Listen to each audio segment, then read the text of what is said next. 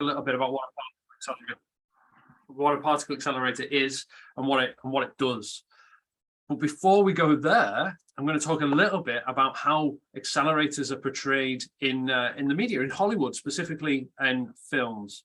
So I don't know if anybody has seen Angels and Demons, but in this film, Tom Hanks is running around Italy with some antimatter, and he's using it as a sort of a bomb to try and set the plot for the film and move hold people hostage and to ransom.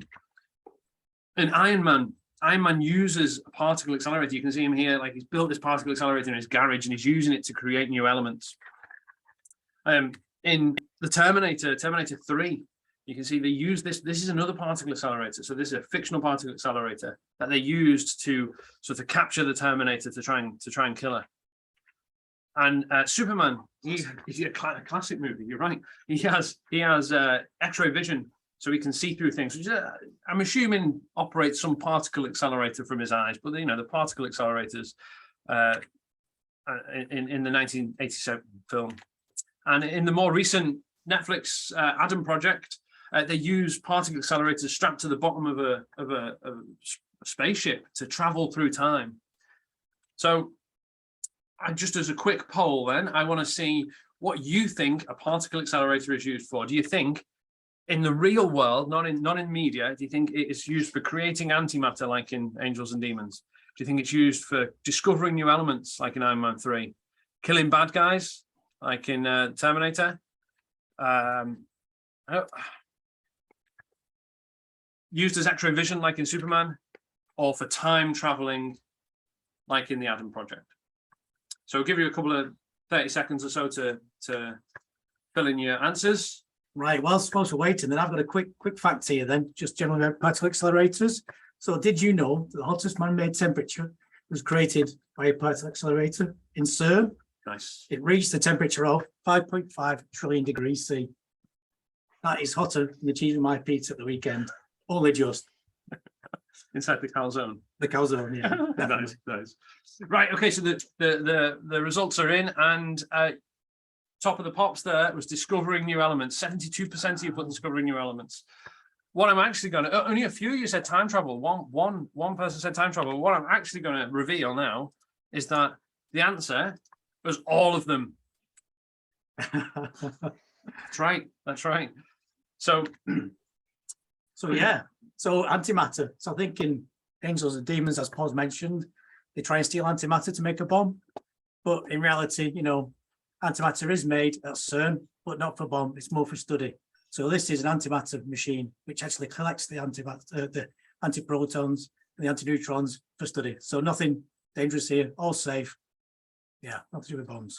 And in Iron Man 3, yeah, so he used it for discovering new elements. And actually this is a picture of one of the first particle accelerators. It's a cyclotron, which was used in the 1930s. And a machine similar to this discovered technetium, which is easy for me to say. This was a man-made synthesized material specifically made in a particle accelerator. And then in Terminator 3, yes, they defeated bad guys, and maybe I'm being a little bit tenuous here, but we use particle accelerators to kill cancer, defeating the bad guys, defeating those cancer cells. And this is a machine which is actually based at, there's one of these based at Daresbury, and it's a particle accelerator specifically designed for targeting and treating cancer. And we also use them for X-ray vision. So you can use a particle accelerator to look inside things like giant trucks if you want to find out what's inside, and you can use these as customs to find out what is without actually opening it up to see what's inside behind the metal containers. And similarly, we can use not X-rays but also neutrons, which are in some ways similar to X-rays. But if you imagine trying to look inside something metal using X-rays, it's quite hard because it gets stopped by the metal. But if you use neutrons instead, you can use it to look inside stuff, and you can see in this particular Italian coffee pot, you can see not the metal, but the water bubbling up inside and making your beautiful coffee. And that is if you're using neutrons, which are used in a similar way to X-rays. So maybe neutron vision as well as X-ray vision. Doesn't get so much in the movies so much. The beauty about this as well is it's time resolved. So you're not taking a single image. You're taking a movie. You're taking an X-ray or a neutron movie, I suppose. Time for a brew. Always. Time travel. Well, not quite. This one's a bit of a trick one, this one. So, yeah, it was kind of theorized by Stephen Hawking that if you was able to shrink yourself down small enough that you could fit in a particle accelerator and travel at near the speed of light, after 3 days, if you was to come out of the accelerator, people around you would have aged 7 years, but you've only aged 3 days. So that's like the theory of traveling at the speed of light, how it affects time and space. So yeah, not quite a true one, but a theory. Okay. So we've talked about accelerators a little bit there, but who might use particle accelerators? Oh, well, I mean, obviously, people like Dr. Evil, Mr. Burns. Brilliant. And I know the Empire used them on Hoth with ion cannons. I know that was a thing. Eggman, when he was trying to catch Sonic, definitely used them. Obviously, okay, but who else apart from the baddies? I suppose all these people. There's a few. So quite a lot of examples on there. Big list of people. A lot of people use them. So let's just talk about some of the material scientists was on that list. So this is people who study materials, not just materials that your clothes are made from, but anything, any stuff that things are made from. And this example is of using particle accelerators to study hydrogen. And in particular, if you wanted to use hydrogen as a fuel for a hydrogen fueled car, you don't want hydrogen as a gas, you want, because it's pretty dangerous and it can explode. But if you instead use hydrogen so that it's actually attached to a solid, like this carbon nanotube on this picture, then you can actually turn it into a ball and use that, pour that into your car in theory to fuel it. So you could use a particle accelerator to study how you'd get this hydrogen to attach itself in this way to this kind of type of plastic. Very cool. Fuel. One of the more sort of notable examples in recent times is actually virologists using particle accelerators to study the COVID virus. So you can see here the imagery or the COVID virus itself. And what they were using the particle accelerators for here was to see how the vaccines interacted with the virus to see if they were effective. And they also actually used them to look at other vaccines that were already on the market and used for other viruses to see if you could redeploy them against COVID. And this was done at the Diamond Light Source, which is a big facility down in Oxfordshire, and to large success as well, actually. So this was a really, really good one to see. Yeah, somebody who's definitely not an evil person, So David Attenborough. So yeah, paleontologists use it for studying fossils and all kinds of relics and ancient artifacts. And more recently, we used to discover or determine some of the fossils that were actually around and wiped out by the asteroid 66 million years ago. Again, this was done at Diamond Light Source, so some fantastic uses. But all right, that's some uses that we've found from some professional people. But okay, to the audience, what would you use a particle accelerator for? So I don't know if you could put in the chat, and maybe at the end we'll pick up some of those and see what ideas that you might have for a particle accelerator. So give me a few clues, but if it's got your brain buzzing, write it, open the Q&A and you can write them in there. And what we'll do is we'll come back at the end. So if you get more ideas as we keep talking, just write them in the Q&A and we'll come back to them at the end and see what good ideas we can steal from you. I mean, read. Write them on the whiteboard. So we've spoken about, kind of what they're used for and a little bit about who might use them, but where might you find them? Like what sort of places are you expecting to stumble across particle accelerators? Now, I know obviously underground layers, top secret labs, space, of course. Rick Chan says his garage, he's got to have a couple in there, and probably, in your house as well. Well, okay, maybe not everywhere you expect them. Nobody expects the Spanish Inquisition, do they? But let's have another little poll. So where do you think you might find a particle accelerator? Underground, in museums, in hospitals, in a home, or in McDonald's? So you can use hopefully the Zoom poll again. Let's see if we can get that to come up on the screen. Excellent. So while we've got this poll open, we've got a nice little fact about McDonald's and particle accelerators. So when I was sort of looking for things to talk about, I stumbled across in the 2017 McDonald's annual report that there was around 39,000 McDonald's worldwide. And I thought, that number rings a bit of a bell. When I went looking, I found that there's expected to be, but it's difficult to quantify, around 38,000 particle accelerators worldwide. So sort of rounding numbers to effectively, you know, within 1,000 points, then there's effectively a one-to-one relationship for every McDonald's you see, there's another particle accelerator somewhere nearby. So we should have some results for that. Oh, quite a spread. Quite a spread. They've cottoned on. Indeed. But this one, however, does have a wrong answer, I suppose. It's McDonald's are, to the best of my knowledge, at least, it wasn't in the 2016 annual reports, but they don't own any particle accelerators. Well, all right, this is a bit of a tenuous link. They might not have a particle accelerator as such, but in 2002, in Happy Meal, they released a toy called the Particle Accelerator.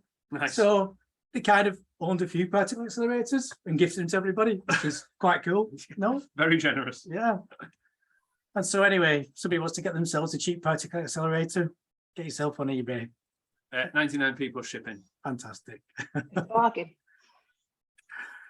All right, so you might be surprised to know that there's actually a particle accelerator in the Louvre in France. So this is the world's most visited museum. So 15 meters underneath that glass pyramid you see there is actually a particle accelerator. So underground, they've got this called the algae accelerator. So this helps the museum determine artifacts, the paint, so they can date it, see what it's made up of, see where the mineral's from, and sometimes like find actually where it's mined from. So they can, you know, check whether something's authentic or not. So yeah, quite a cool use. And I don't know if you remember, a few weeks back, somebody actually threw a cake at the Mona Lisa at the Louvre. Anyway, scientists deduced through the particle accelerator that it was a Victoria sponge. I shouldn't laugh at your jokes. Then you can also find particle accelerators in hospitals. In fact, this is probably the most common place to find them. So you're never too far, hopefully, from a hospital. That means you're probably not too far from a particle accelerator. And they're used, as actually we mentioned a bit earlier, they can be used in diagnostics. So often they're in hospitals to look for things like cancer, and you can use them to diagnose, but also then for treatment as well. So many, especially the bigger hospitals, would have a particle accelerator in them too. Probably near their on-site McDonald's, I'd have thought. And this is kind of what they look like. This isn't an image of the Starship Enterprise. This is what you'd expect to see if you were taken for treatment in a proton therapy ward. Yeah, very cool. But it's not just hospitals and museums. There's a lot of industrial applications for crisps. I mean, I know you love your food, Rich, so I thought I'd bring the cheese and onion to the table. They surprisingly, one of the first industrial uses of particle accelerators was actually to seal crisp packets. So one of the problems they found was the glue that holds things like crisp packets and milk cartons together. It takes a long time to dry. So like, you know, you'd be very disappointed if you opened your crisps and they were all a little bit, you know, stale. So yeah. So what they used the particle accelerator to instantly cure the glue, to make sure that your crisps are always kept fresh. So as well as curing cancer, they're keeping your crisps fresh. What you also might see them used for as well is for irradiating food. So if you ever see this symbol on your food, well, not directly on your food, obviously, but on the food packaging, what this means is that the food itself has been treated by a particle accelerator, which has been used to remove things and eradicate things like E. coli off spinach, for instance. So yeah, look out for that in the future, and you're eating particle accelerator treated food. Yeah, amazing. Right, so in this room here, I can see already that some people in the Q&A have actually mentioned this. So yeah, some people are aware of this. So on the right hand side there, you can see a a CRT, dare I say, an old-fashioned television. Yep. So basically, that is a particle accelerator. So what you're seeing here is electrons being accelerated, then pushed through the magnets onto the phosphorus screen, which gives you your pixel. So many of these make up your picture of this, yeah, unfortunately, old-fashioned TV. So yeah, well done to the people in the Q&A. Thumbs up. One of the things that we're most interested, the three of us here, and largely the STFC, UKRI, and especially the European Spallation Source, is particle accelerators for research purposes. So this is one of the ones that we have on site. It's called Clara, and it's actually just in the building next door to us. But as we've already mentioned, STFC owns another, or operates another big facility in the UK called the Diamond Light Source. This one is in Hamburg, in Germany. It's called XFEL.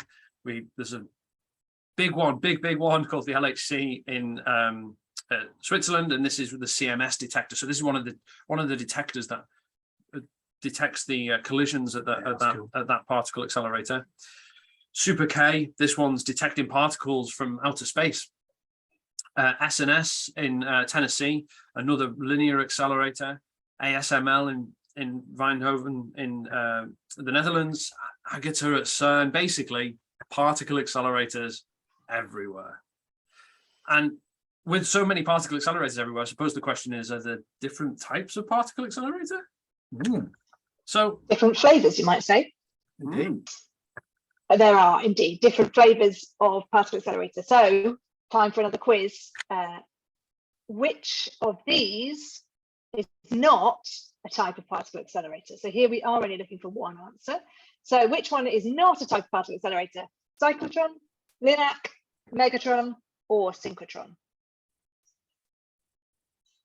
whilst we've got this quiz going, another fact from the Top Trump's fact book of particle accelerators.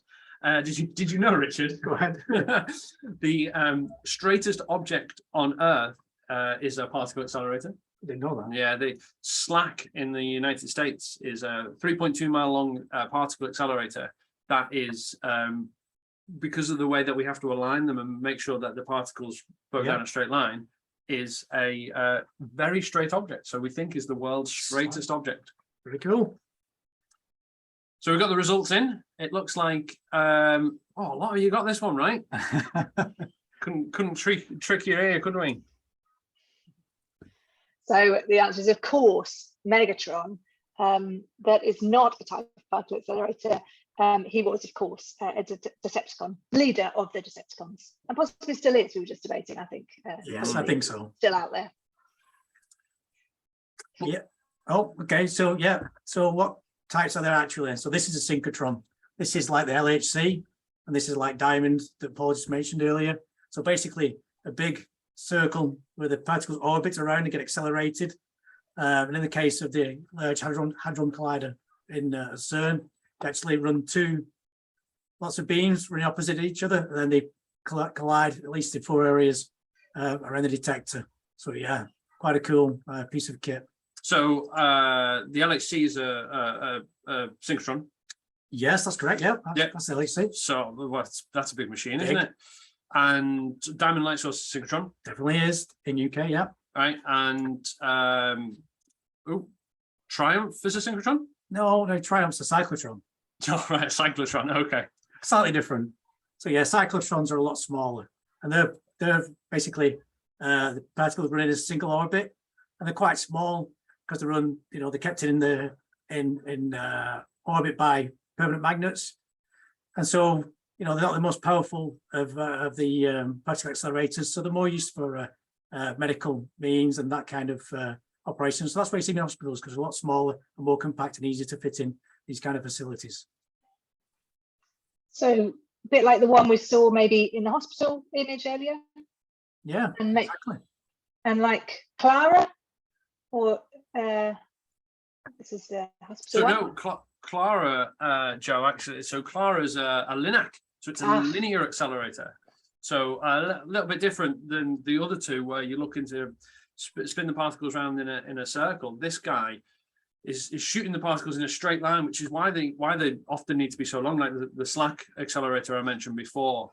you know, there's an image of it here actually, so you can see like there's a sort of disappears off into the distance, and what this is doing is it's accelerating the particles all the way down the pipe, usually to hit like a big some sort of big target at the end, like you're firing a bow and arrow. Clara is another example of a long linear accelerator, and the XFEL in Hamburg. Yeah, some good ones there. Another long And one. another one. There is? Oh, there is. Yeah, there is. Yes. Everyone's favorite linear accelerator. Indeed. So I moved all the way to Sweden for this one. So this is the ESS, the European Spallation Source, and you can see it down the bottom there. It's the bit, you can't see it because it's underground in a tunnel, but you can see with the arrow approximately where it is. And this is a nice picture because you've got, this shows Lund, which is the town where I live, where ESS is. But behind Lund in the distance is a tall tower, and that is Malmö. There we go. That is the big tower in Malmö. And then behind that is a bridge, which is the bridge over to Copenhagen. So although this was drawn by a graphic designer, I have genuinely stood on the roof of the ESS, and you can actually see the bridge on a clear day and the turning torso. So it's a good representation, and it pretty much looks like that now. Some of those buildings haven't been built yet, but the ones that have look just like that. Really jealous of you as well, Joe, because not only do you have ESS in this picture, but there's also a synchrotron there called Max 4. So there is. So that's similar, very similar actually to Diamond Light Source. And of course, Diamond Light Source is next to ISIS, which is a spallation source. So this will be a similar setup where you've got synchrotron next to spallation source, just like down in Oxford, only a bit bigger. So if you're going to indulge me, I'm going to talk a little bit more about ESS because it's a really important and possibly the most exciting big bit of research being built in Europe at the moment. UK is a big collaborator. It's generally being built not by Sweden, but actually by 13 different member countries, including the UK. And it just happens to be based in Sweden because I think they had some nice flat fields with nothing on, and a few other reasons too, but also because it's next to this synchrotron Max 4. So I'm going to tell you a little bit about how it works to feed into some of the things we're going to say later. And of course, what it does have is this linear accelerator. So I don't know if this is going to, we should have tried this out. I don't think there's any animations going to come up on this, so I'll just explain. So you start on the left with the ion source. This is like the source, or where we generate the ions or the particles that we're going to accelerate, and they're going to be protons, which have a positive charge. Oh, look, with a little red thing. So you generate them there, and then you accelerate them down the accelerator, which means, of course, you're going to make them go faster and faster and faster. We use cavities and various exciting components, which Paul will talk a bit more about. But what's interesting, in my view, about ESS is that it is a particle accelerator which is there for a purpose. And this one, as we said about Linux, it's there to generate neutrons. So they get accelerated down this accelerator until they hit a target. And our target at ESS is a wheel shape. It's a 2.5 meter diameter wheel made of tungsten, this particular heavy metal. Because tungsten is an atom which has loads and loads of neutrons. You might remember neutrons are inside the atom. You've got protons and neutrons together, and it's really hard to get the neutrons out. So you hit them with this really, really fast beam of protons. And that tungsten then will release those neutrons. And the neutrons are what we then use. I mentioned them earlier, if you were concentrating, talking about the coffee pot. You remember that the neutrons could see right through metal and interacted well with the water molecules. It's very, very useful for scientists if they want to study things made of light elements. For example, parts of your body, viruses, proteins. So these neutrons marked in green on here, they then fly out in all directions from the tungsten wheel, and that is the bit called spallation. It's when you get them all flying out in all directions. We capture those and we guide them, we slow them down, cool them down, and then guide them in beautiful straight lines, not as probably as straight as the straightest object in the world, but very straight lines down towards the instruments. And basically that's a room where the researchers will have put a sample that they want to find out more about. Perhaps, as I said, it was maybe a protein, or it could be a bit of engineering kit. all sorts of those things we mentioned earlier, basically, that you might want to study, where you want to see those light elements inside, like hydrogen, like carbon. The neutrons then interact with that sample, and you have a look at the neutrons using the detectors to find out the detail of what was that sample made from, where were the atoms inside it, and what were those atoms doing? Were they moving? Were they changing? Did they lose energy? And you can use that to build a picture of all of the whatever sample it is that the researcher wanted to look at. Might be a fossilized dinosaur bone, might be aeroplane wing. Essentially, ESS is just a microscope on a really big scale. So we're just using neutrons because they are great at looking at really tiny things right on the inside. So more specifically, how do they work, I suppose? Joe's given a great sort of example there of how ESS works and what ESS is doing. But just to delve a little deeper and try and explain a little bit more about what is actually going on. So what ESS, as Joe mentioned, needs is neutrons, and you need neutrons to interact with your sample because they allow you to, they're not charged, so they allow you to do much more interesting science. They're not going to damage the sample in the way that maybe electrons or protons might do with the electrical charge. So what we need to do then is if we take the atom, not to scale, but if we take the atom, you can see around this atom we've got a lot of electrons floating around it. Now, for the purposes of this sort of explanation, there's two kinds of machines. There's proton machines, which is what ESS is, and then there's electron machines, which is kind of what I'm going to describe here. But they're both effectively the same. You're not going to be doing much difference. It's just that with an electron you have a negative charge, and with a proton you have a positive charge. So first, you see the blue protons, red neutrons, got the electrons going around the outside. In order to be able to accelerate something, we want to steal one of these two from the atom. So we're going to steal one, and then accelerate it. We can't steal the neutrons because, as I mentioned, they don't have any charge, no charge. So what we do once we've stolen it is we make it go really fast, like really fast, close to the speed of light. And we do that using something called cavities. So I looked this up in my book. I don't know if you've read this one. It's quite a good read. Classic, yeah. But basically you need 5 key ingredients.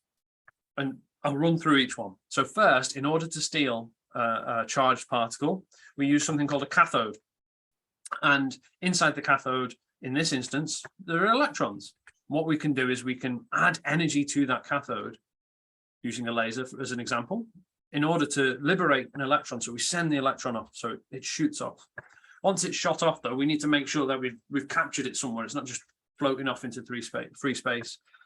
And we don't want it to interact with anything else. We don't want it bumping into air particles. We don't want it hitting dust. We don't want it hitting birds or little flies or something. We want to make sure that people are out of the way. And we keep it contained within one of these pipes. So this is a steel pipe. But to make sure that there's no interactions with anything else, we remove all of the air. We use a vacuum to pump all of the air out to generate a vacuum. So there's our two things so far. We need an electron source or a gun, and in the case of ESS, it's a proton gun. Cool. Everyone knows these proton guns. This proton gun, a little bit bigger, can't wander around catching ghosts with it, but nonetheless, fundamentally the same thing. And then the second thing we've got is our vacuum. Once we've got it captured in our vacuum in the tube, we then need to accelerate it. So in order to accelerate it, we use these things called cavities that Joe's briefly mentioned just then. And what happens is, as the electron arrives at one side, it comes in and it sees an electrical force applied to it. So you can see there's an oscillating field applied. So the electron, being negative, is attracted to the middle when there's a positive force applied. But what the scientists do, they're clever, these guys, right? And what they do is, as the electron gets to the middle, they flip it so it becomes negative. And then the electron is repelled. So you learn this at school probably with your magnets and your polarities. Opposites attract, and if they're the same force, they'll repel each other. So then it gets repelled out of the other side. And what we basically then do is we just string these things together. So you add more and more and more, and then what happens is, as you change the field, as it arrives at each one, it gets faster and faster and faster, and it accelerates through. these things look a little bit like this. So these are the cavities that you would see at DAISY, with the big yellow accelerator I showed before. That's what's inside these cavities. I'm just pointing at the cavities that are on my background as well. This is the cavities inside the ESS. So carry on. Yeah.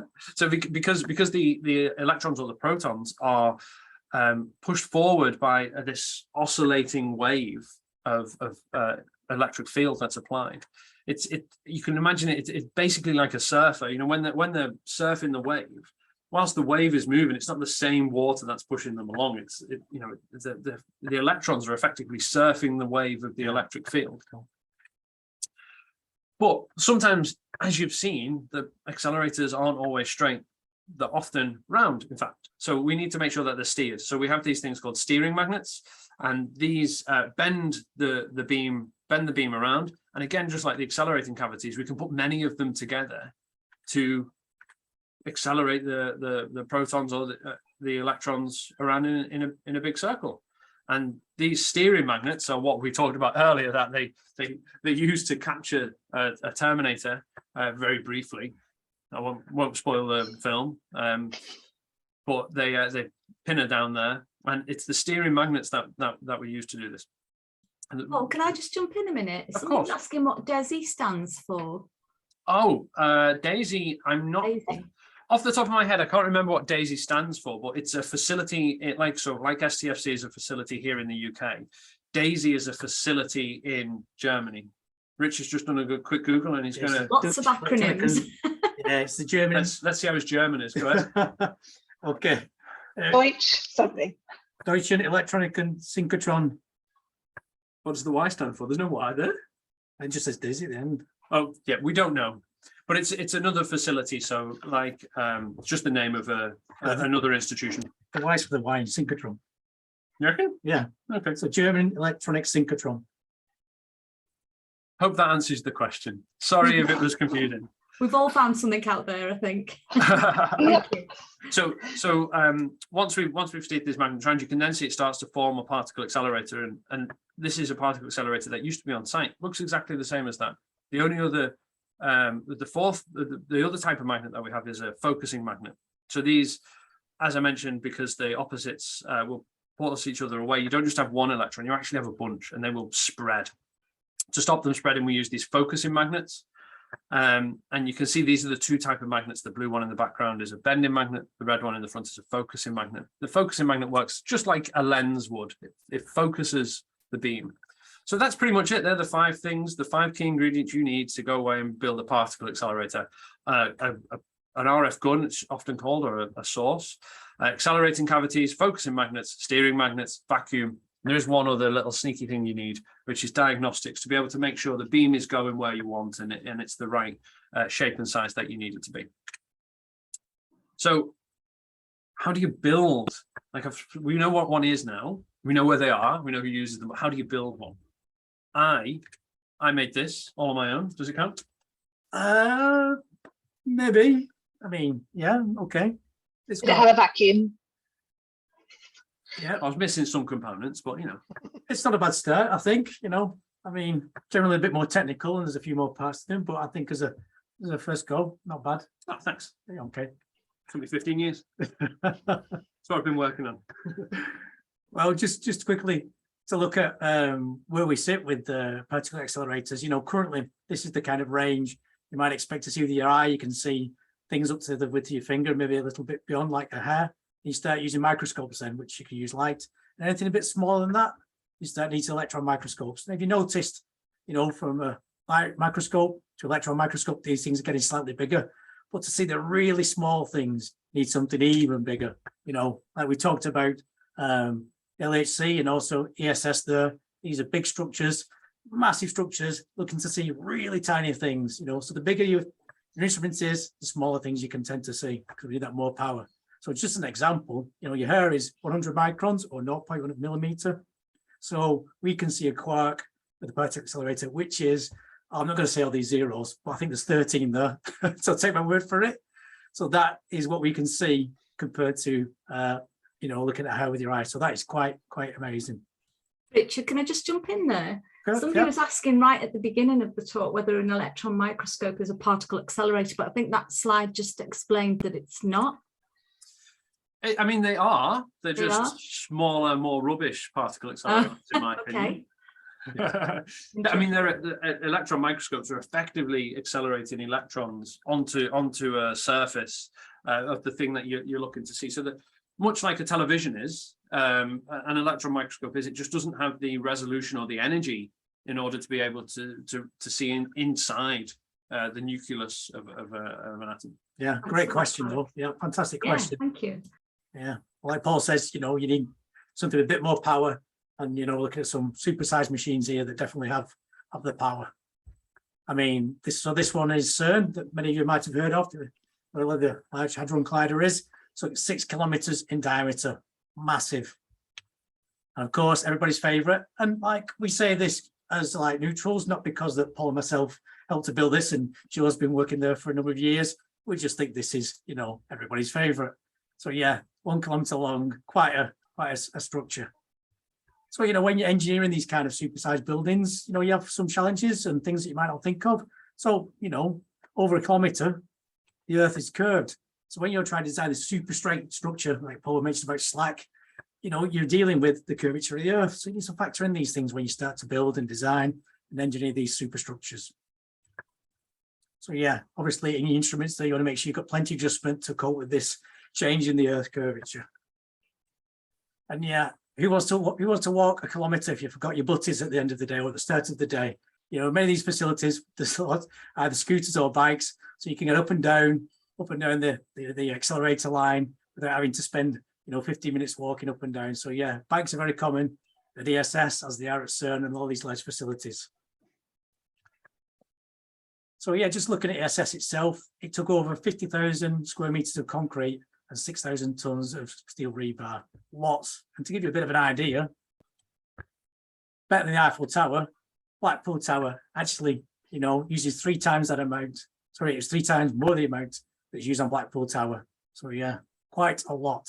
So this is mainly there for the shielding of the strength. When you're dealing with energies of this kind, you want a lot of shielding. So we're talking in certain areas, 2-3 meters of concrete at least. And this is what Joe showed earlier. So this is a nice image of ESS. I'm just going to quickly look at the accelerator building. This is one we were involved in a little bit more. So this, you've seen the kind of the outer structure, a lot of concrete and steel. And this is kind of a look inside of what's in there. So underneath that grass mound that we saw earlier, this is kind of what you would see, this long bit here. And then just to the right was this sort of upper region. Yeah, it is set on 2 levels. So this is like where the power system is. So just having a look inside, this is the Klystron gallery. Klystron, quite a cool word. So this is what actually sends the power to those cavities that what's behind Joe and what Paul was mentioning earlier. So this is where the power is delivered from here down into the accelerator tunnel. But just to give you an idea of scale, these are quite big. So basically, these internal structures were designed like small houses. There's me. Okay, I think that's how they told me, but there's kind of me. And get an idea of size. So yeah, we're building 90 of these internal structures already inside a massive building. So yeah, it's almost like you're creating a street. The Klystron Street. The Klystron Street. A bit like Coronation Street. A bit like Coronation Street. But for Klystrons. But for Klystron. And with less drama. Less drama. Well, you say that. So at one point, we did have an issue with building one of the structures and everybody was happy with it. But then somebody discovered there was an actual racking system underneath. Drama. So, bit of drama. Real drama. Yeah. Yeah. Luckily though, we did fix it. So we went back, and this is part of engineering. We generally do get most things right, but largely you can't get everything spot on all of the time. Especially on massive buildings like this. This is a huge undertaking, and we were quite lucky in that this is one of our only mistakes, and what we lovingly refer to as the Pontus arch. Right here you can see we had this additional beam added in so that we could fit that equipment underneath.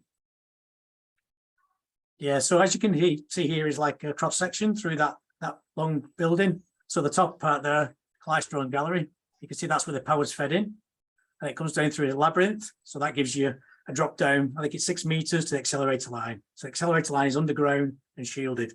So this is where the beam is traveling up through the tunnel. So yeah, power comes in there, and then the beam travels up from the bottom. So inside of these large cylindrical chambers here is where the cavities are kept. So there are a number of cavities in there. So when the beam comes in, particles come in, they're accelerated through each of these cavities onto the target.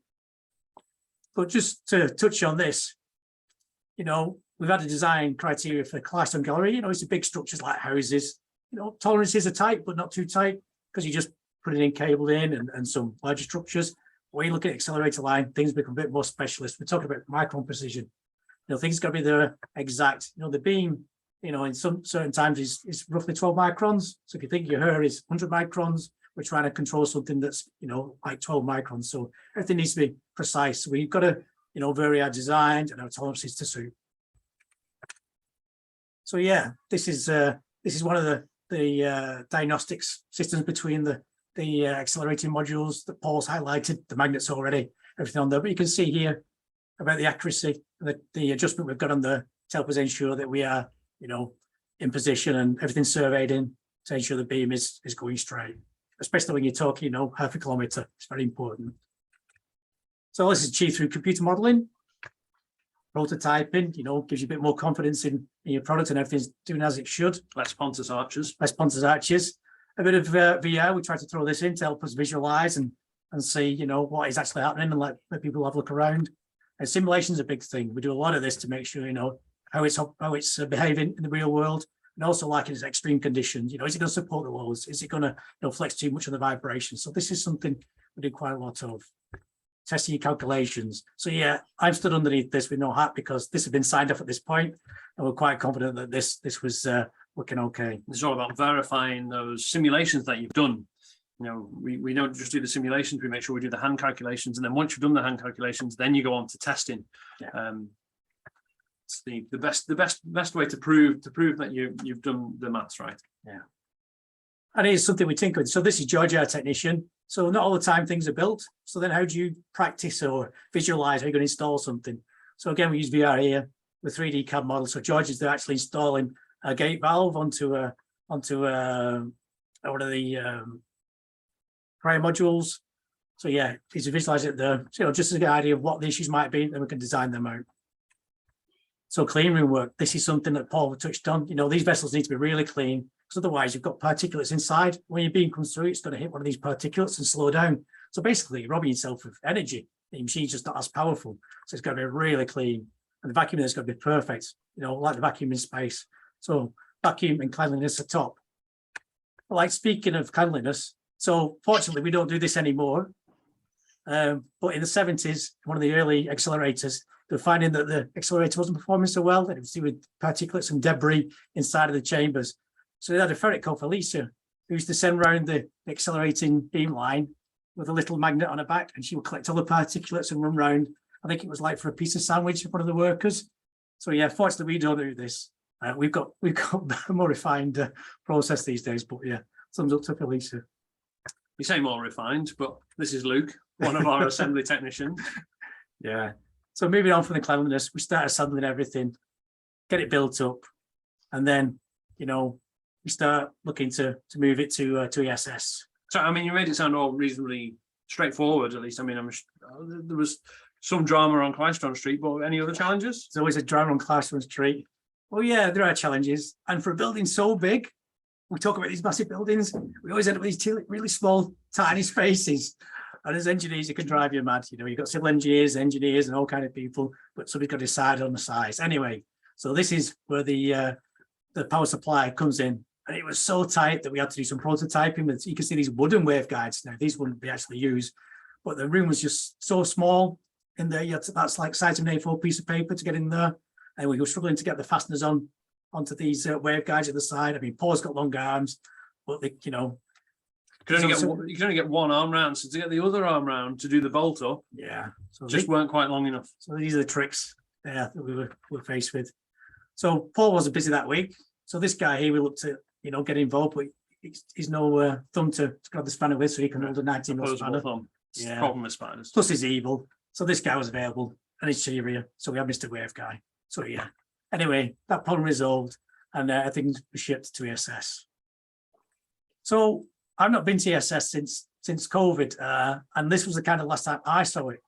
So I'm not quite sure where it's at now, but I do know that Joe obviously has an up-to-date, because she knows exactly what it looks like now. Yeah, so I've been going around taking some photos or getting friends to take photos. Pretty much this is what it looks like at the moment. This is the building which has got the target inside, with this crazy sombrero roof, as we call it. Which is mostly for show, but it has a few useful functions. It's got to make sure it withstands the horrific winds that we get up here on the hill. What else have we got though? So here we go. Here are those waveguides that you put in, and the structures to hold them. So this is a couple of photos of how they look now, and you can see the size of that gap. That's the gap in the middle is the one you were talking about there. That's right. Yeah. And you can see now how many things have to go through that gap, because it's also all the cabling, which is including the cables that are for the monitors that just check everything's working. A4 is not very wide. Yeah, it's a small gap. Yeah, you had to lay off the desserts that week, didn't you? To get side on. I certainly wouldn't want to crawl through one of those gaps, I have to say. Then this is the tunnel now. So, well, in fact, this was a while ago. These are your photos. These are probably last time, maybe last time you were there actually, Rich. But it's a nice picture of the transport, these units which have got the focusing magnets on them. So I like that picture because you can see that it says Daresbury Laboratory on it. But here's a close-up, and you can see that you can get a sense of how they work with those magnets. So two are pointing this way, like those two poles of the magnet, and then two pointing that way to keep it focused in as a nice close-up, possibly a bit too close-up. And then inside, this is one of the cryo modules which has got those cavities inside. This is in the testing area still. In fact, today, hot off the press, we have, for the first time, tried out getting one of these down into the tunnel. And there are, how many of these, do you remember? I think it's 40 something. So quite a bit more installation to go at ESS. But good news is it definitely fits in the tunnel. Well done.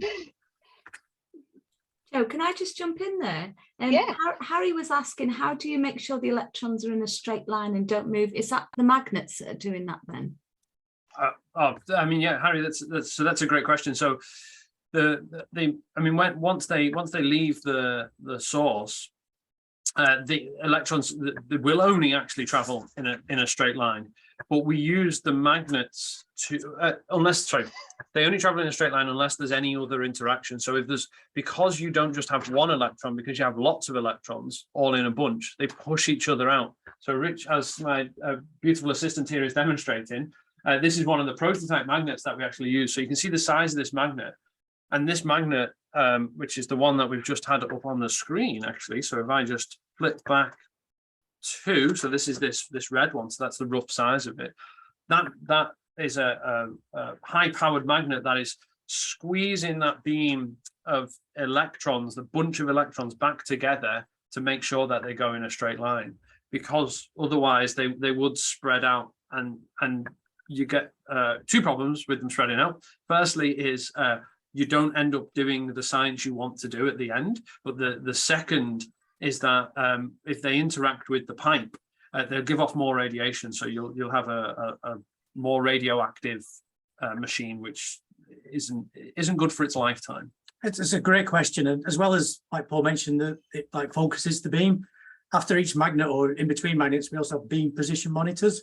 So once we actually change the shape of the bunch of the particles, then we can see exactly where in the tube the particles are. So yeah, great question. What that also lets us do actually is, so when the when the protons or the electrons arrive at the next accelerating section, so it's made up of an accelerating section, then a magnet section.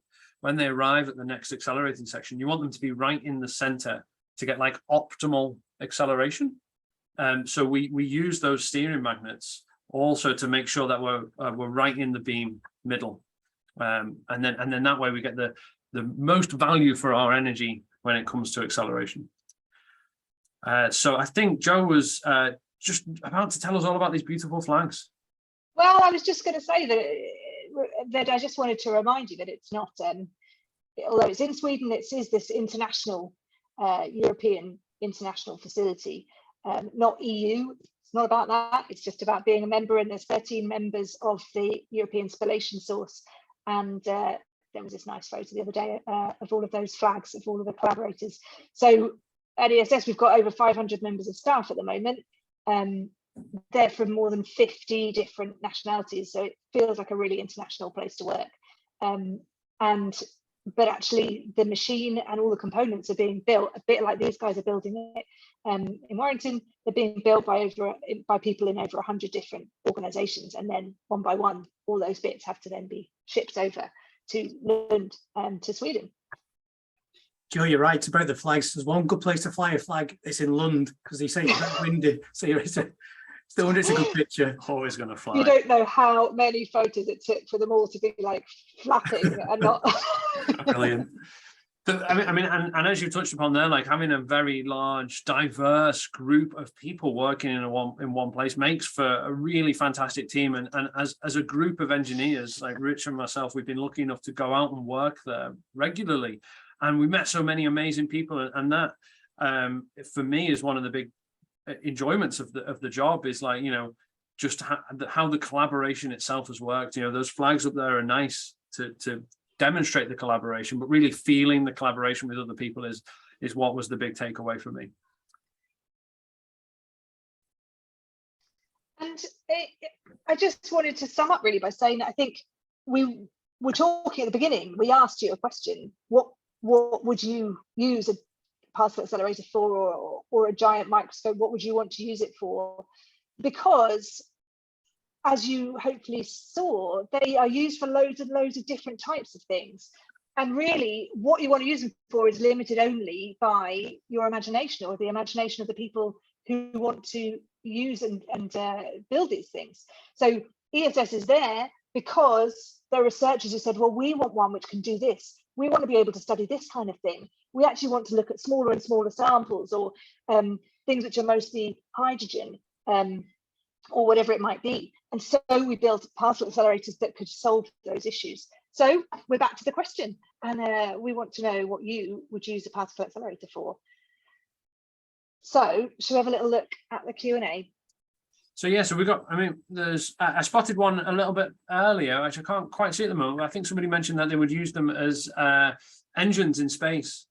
And yeah, I mean, that's a great shout. Let's just jump that one down, because that's put it next to my evil plans, iron engine. Space engine, yeah. Yeah, because I mean, it's kind of right, you know, the iron engines are definitely a thing that are being trialed, you know, specifically, I think it's Virgin Galactic, I think, are trialing them, aren't they? And again, they're effectively propulsion methods, pushing ions out the back, pushing particles out the back in order to move forward. Let's see, what else have we got in there? I think there's one about chocolatiers. Do chocolatiers use a particle accelerator? Yeah, they do, don't they, Rich? Yeah, they do. For studying the, I think it's the crystalline structure of chocolate, because I think it was, I don't know, I'm going to say Cadbury's here, wanted to know why chocolate, when I think it's it melts, so it gets too hot, it loses that nice crisp break. You kind of get that white coating on cheap chocolate when it melts. Right. And you leave it in your car. Yeah. Overnight. They're like, why does this happen? And can prevent it happening and spoiling people's chocolate. So they actually spent some beam time, I think it might have been at Diamond, to work out why this happens and how they can prevent it from happening. So yeah, so everybody uses particle accelerators, not just scientists. So yeah, many uses. Just having a little look to see if there's any other suggestions for particle accelerator use. I think we've covered probably most that I can see. We'll come back to it in a second, but what I just wanted to sort of wrap up now was that now you know, or at least I hope, thank you for listening, that you now know how we make our particle accelerators for good and not for evil. Yeah, that's right. Yeah. Yeah, that's right. Yeah, that's right. Yeah. Yeah. Okay. This is brilliant. Fantastic. So we do have a few questions, if that's all right. If people can hang on for a few more minutes, we can get through some, because there's been some very patient people who put questions in quite a while ago. Ali was asking, are the public able to see particle accelerators in action? And if not, will they ever be made for the public to see them? And that's been asked twice, actually. So It's because it's a good question. Yes. Wendy, you're probably the best one to answer that, aren't you? I was thinking that, really. Yeah, Because go we for have it. public open days. Exactly. Yeah. We do. So I'll answer that question for you. Yes, of course we do. Every few years we throw the doors open to all the science at Daresbury Laboratory, and I'm sure they do at other accelerators around the world. I know Diamond Light Source has open events where you can tour. I believe sometimes it can get a bit boring. You don't want to do the whole thing because it's very long, and if you've got a bike, you'd be there for a few hours anyway. But Jo, is that right for the ESS Yeah. as well? Well, I was thinking about this. So the question is, would you be able to see it in action? And the trouble is, you tend to go round when they're switched off, because that is the safest time. So seeing it in action, probably the best way to do that, has its downsides, would be if you were in the one in the hospital, having your cancer treated. Technically, you are definitely getting a close-up view of one in action, but supposing you don't want to do that, I'd say it's probably safer to look at them when they're not in action. But yes, you can have a go and have a look. And at the moment, we've got, we're hoping to open for more and more visitors. We have quite a lot of visitors every year. Mostly it's people like Paul and Rich coming to actually check on how their bit is going to be installed. But we have a few public visitors as well. In fact, I had a school group in just last week and 50 teachers the week before. So it is possible to come and visit. But I wouldn't say it's in action. And in fact, the bit that we've got a little bit of the beam which has been switched on already. And that's the bit that you're not allowed in, because that's the bit which has got radiation. So I guess yes and no. Yes, you can visit them, but probably not when they're in action. Great answer. Yeah, I mean, just to add to that, I think some facilities do allow you to view live feeds of the control room. So it might show you like some of the parameters, what's going on, what energies are going through the beams, how the targets perform, this kind of thing. So maybe you can't be there in person seat, but they allow you to view some of the controls and the control room, which can be quite cool. Yeah, and I think you need the staff there to bring it to life to explain, because it's a little bit overwhelming when you see the engineering. You've got to have it explained to you, which definitely does bring it to life. This is a strange question, actually. Was the World Wide Web developed using a particle accelerator, or was it just developed in the same place as one? I think, yes. So it wasn't invented using one. I think it was invented to help research and to develop one. So I think it was developed at CERN, if I'm correct, Paul. Yes, I think it was. So the World Wide Web protocol was, I believe, invented by Tim Berners-Lee, a British scientist working out at CERN. So another great example of a collaboration. And I kind of believe one of the first uses was actually to monitor the coffee pot in the room next door, so they didn't have to get up and go and check Like Joe's coffee pot. Yeah, exactly like Joe's coffee pot. But yeah, no, it was so not directly using a particle accelerator, but the clever people who do these things often need. ESS is a great example of this, because the target station is in Lund, which is obviously at the end of the accelerator, but the data processing center is across the water in Copenhagen. It's in another country, so they have to ship all of the data, not on a boat, via fiber optic cables across the bridge. Yeah, Over that bridge, so they have to wait for the 12:55 in order to get the data across to Copenhagen. And this is a really good example of technologies which are immediately applicable to real world problems, and technologies that have been developed for places like ESS and other big facilities to deliver high throughput data will have been deployed over the last couple of years, especially with COVID and all these sorts of video calls that we now do, and everybody working from home. All that high bandwidth technology has spun out of these large requirements from massive data sources. Yeah, like space science, really, isn't it? A lot of spin-offs that people wouldn't always readily see. Yeah, great answer. Okay, just a couple more then. How long did it, I like this one. How long did it take to build Clara? This is Jane. And how long will it be active for before it will get decommissioned? So Clara is an interesting accelerator because it's actually built to be a prototype machine for something which we mentioned during the talk called XFEL. So XFEL, European XFEL, is a big particle accelerator, linear particle accelerator in Hamburg, a place that we now know the acronym for, the Deutsche Elektron Synchrotron, DAISY. And You're welcome. yeah, and the Clara machine here is built as a test bed for the next generation FEL, which is really something that we do very well at this lab, is that we build R&D machines. So unlike Joe's machine, which is specifically built to be a user facility, Joe mentioned the particle accelerator there is just a workhorse. It's just doing stuff. It's not to be tinkered with. It's just another machine, like a massive microscope. Clara here is built specifically to test new types of technology, new types of particle acceleration technology. So it's always in build. I think it's kind of difficult to pin a start point on Clara, because Clara, before it in its current form, was another machine called EBTF, and then before that it is a smaller machine, and so it kind of grows. So what you would expect for something like Clara is that it would continue for decades in the tinkering aspect. Yeah, it's definitely an evolution of an accelerator that's built, and like you say, it's probably being upgraded and constantly being upgraded. So to say this is an endpoint of its life, I think it's difficult, because you could always add something else onto it and find new ways to work with it. So yeah, it's a good question. But as a follow-on to that, you look at something like the Diamond Light Source, which we've mentioned a number of times, which was opened in 2009, maybe 2008. And so at the moment, we're working on the upgrade to the Diamond Light Source, which so it's only been 12 years, and now we're already planning the upgrade, designing the upgrade, and that'll probably be operational, in another 10 years time. So you're talking around a 20-year lifespan for these sort of machines. But the scientists and engineers who work on them are always thinking the next big thing. And I know Joe could maybe comment, but like already ESS is not even built, and they're designing what the upgrades are. When we were designing the accelerator itself, we designed in sections which are specifically designed to be upgraded at a later date. Exactly, and that's my experience of working with accelerator physicists, is that they're usually bored of the current one and are always thinking of the next one, looking 10, 20 years ahead of what the next one will do, but in a good way as well. As you mentioned, ours has been designed with gaps in it that we can fill later on to make it bigger and faster and meet new needs that we don't know what they are yet.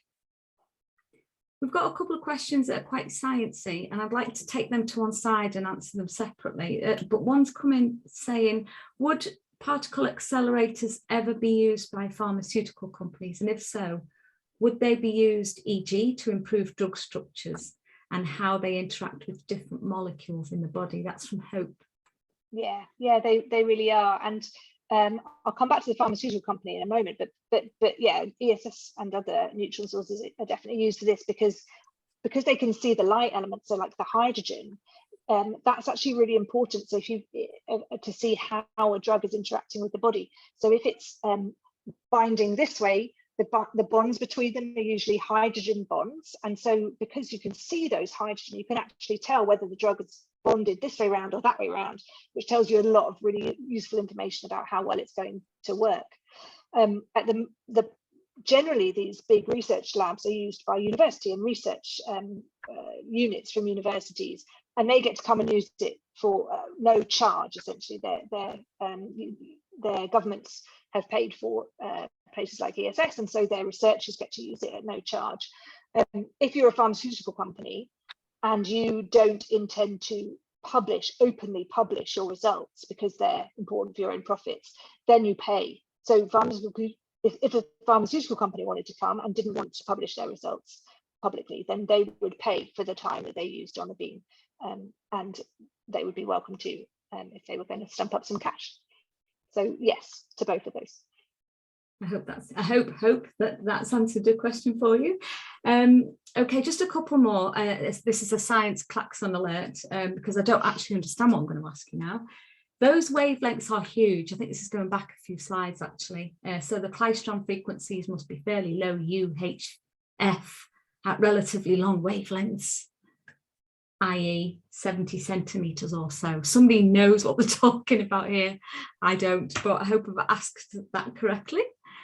Yeah, no, I mean, it's actually a good spot, and it's entirely right. I can't remember the exact wavelength of the RF off the top of my head, but just for those who are interested. So when we were talking about this sort of oscillating wavefront that pushes the electrons along, the power supply from the power supplies, the klystrons, there's a modulator that gives you the right power and output from the klystron. And then it goes into these massive waveguides. And the waveguide frequencies were 506 and 704 megahertz. So yes, reasonably low, especially compared to something like Clara, which is on the X band spectrum. So that's in the gigahertz range. And I think I've even seen waveguides which are kind of, like little tiny tinky toy ones that you might. So especially when we came to working on this proton source, everything's bigger. So it was a bit of a shock to get these massive waveguides, especially when you see them on a page. It's always the problem when you design stuff, you see it on a page. Yeah. And then, all right. And then when you're used to working with something else, then when it arrives and you realize that you could stand inside it, it's like, all right, okay. Yeah. Especially when you're trying to fit 8 of them in a small concrete tunnel. Yeah. That's so easy. Okay, we've got one more question to answer then, and I think we'll wrap it up then. Stuart's asking, how will you make Clara longer with the site constraints? More great questions.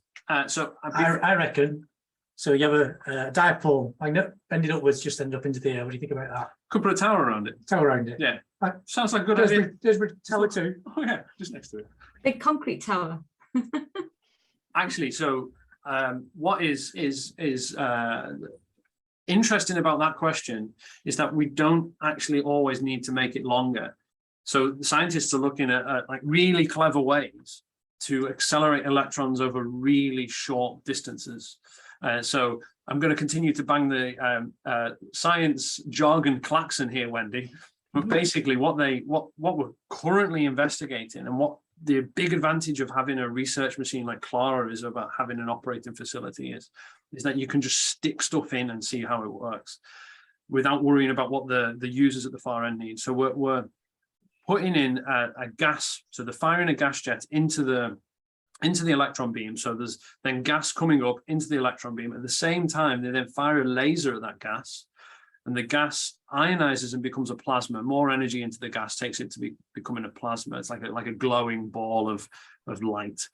As the electron, and at the same time that laser hits the gas, the electron arrives at the plasma and then is accelerated only over like a centimeter through the plasma, and it gets its acceleration from there. So rather than using these large, very expensive metal cavities, they can use these plasma jets to accelerate the electrons. So with clever physics, we don't always need to go bigger. Sometimes we can think about how we can do things a little differently in order to meet maybe different science requirements. There's a lot more to unwrap there, but clever stuff. Yeah, nice. It's very impressive. Yeah. So if there's any young people out there watching, we need you. We want you. Please come and work with us in the future. Honestly, it's been very exciting. I obviously work in public engagement. We talk about this stuff quite a bit, but I feel like I've learned so much. And this has been recorded, and I will be watching it back a number of times, because you make some of it is a little bit complex if you're not used to this kind of science, but actually you've made it really understandable, and the slides were really clear, and there was a lot of quick action, and yeah, it's been really, really brilliant. What I love about this is the science is great, the machines are great, the engineering is breathtaking, but for me it's about the people. And what the three of you have brought to this is, I hope you don't mind me saying, but you can walk down the street and look like an ordinary person, but you're doing extraordinary jobs. And we wouldn't know that we've got giants walking amongst us, because you walk down the shopping centre and you can't judge people because you don't know what jobs they're doing. And I love these stories that your local people that are working on these amazing international experiments and hooking up with Joe in Sweden. It's quite incredible, and it's quite remarkable, and I feel very proud to work alongside you. So thank you for everything you've done.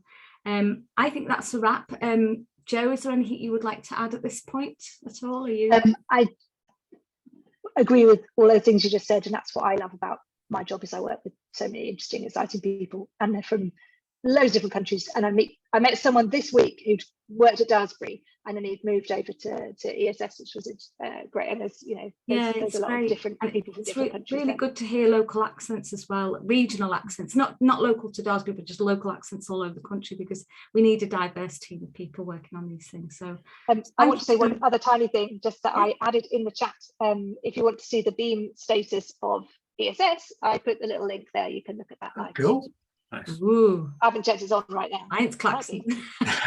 Brilliant. You have to go back to the question though, it's a bit hidden in there. Yeah, I mean, thanks for having us. Thanks for coming along. Thanks for listening. Hopefully it's been fun and informative, and pleased so many of you stayed so long. Yeah. But Rich and I have got to get our next project on the go. So You've got meals to eat and kids. Yeah, we're going to crack on with this. The Death Star. Yeah. Get away with you. Amazing. Well, anyway, thank you so much, and thank you for the public for like you say, staying on a bit longer than average.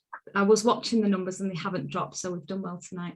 We're at the end of the series pretty much now. We have got one extra talk that is due to be slotted in because the speaker was taken ill and couldn't deliver the talk. So that's Professor Robert Walsh is going to do a talk on storms in space. So we hope to get that one rescheduled.